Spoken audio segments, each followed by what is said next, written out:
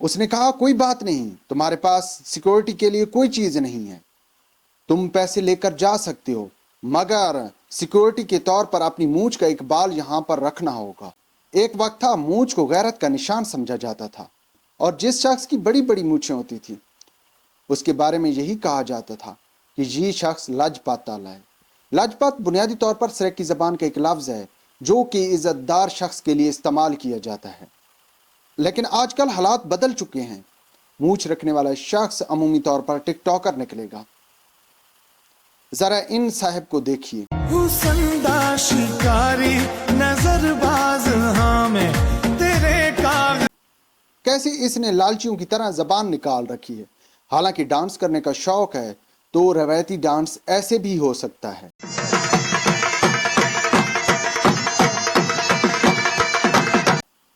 ذرا اس شخص کو بھی دیکھیے، اس نے بھی 6-4 کی مونچھیں رکھی ہوئی۔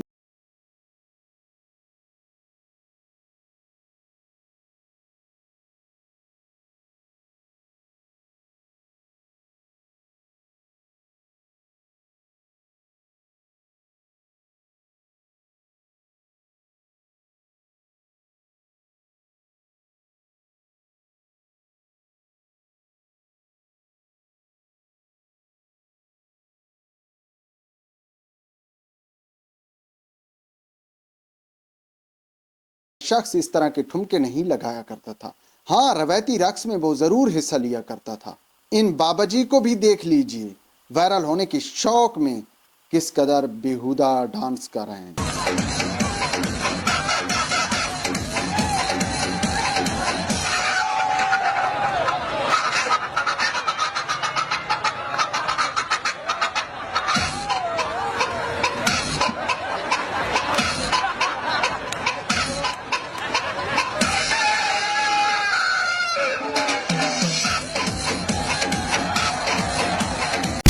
لیکن ماضی میں مونچھیں رکھنے والے شخص کو بہت زیادہ احترام دیا جاتا تھا، اور وہ خود بھی اپنی مونچھ کی اہمیت کو سمجھتا تھا۔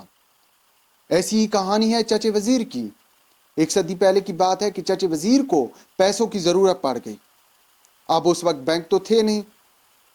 اب ضروری کام نپٹانے کے لیے آپ کے پاس صرف اور صرف ایک ہی راستہ ہوتا تھا کہ آپ کسی بنیے کے پاس چلے جائیں اور اس سے پیسے لے لیں۔ اب چچا وزیر بنیے کے پاس پہنچ گیا اور اسے اپنی مجبوری بیان کی کہ بھائی مجھے پیسوں کی ضرورت ہے، لیکن آپ کے پاس رکھنے کے لیے سیکورٹی کے طور پر میرے پاس کچھ نہیں ہے۔ بنیا ہلکا سا مسکرایا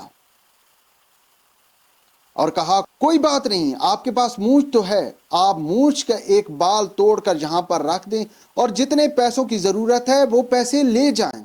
اب یہ بات کہنا تو آسان ہے، مگر جس شخص نے مونچھیں رکھی ہوئی ہیں اور وہ ان مونچھوں کی اہمیت کو بھی جانتا ہے، اس کے لیے یہ بہت بڑی بات ہے۔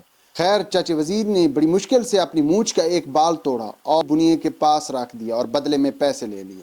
اب یہاں پر شیدے میراثی کو پتہ چلا، وہ بنیے کے پاس پہنچ گیا کہ بھائی بنیا تو مونچھ کے بال کے بدلے میں پیسے دے رہا ہے۔ اب جس وقت میراثی بنیے کے پاس پہنچا اور اسے کہا مجھے پیسوں کی ضرورت ہے، بنیے نے کہا بھائی تیرے پاس سیکیورٹی کے طور پر رکھنے کے لیے کیا کچھ موجود ہے، سیکیورٹی دے اور پیسے لے جا۔ اب یہاں پر شیدے نے اپنی مونچھ کے بہت سے بال اکھاڑ کر بنیے کے سامنے رکھ دیے۔